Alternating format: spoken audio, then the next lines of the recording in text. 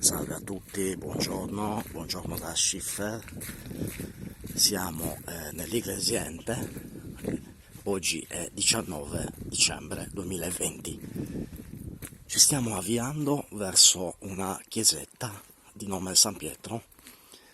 La chiesa di San Pietro è una chiesa campestre di origine bizantina, molto antica, molto sconosciuta, cioè non è conosciuta, diciamo, non è che sia totalmente sconosciuta, però è una chiesa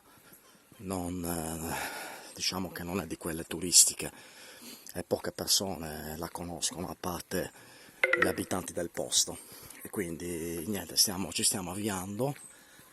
Io ho lasciato la macchina a un paio di chilometri da qui.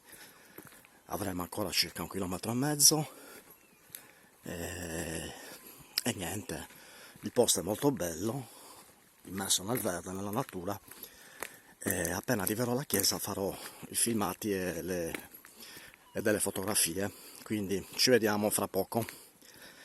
A presto, ciao ciao ciao ciao.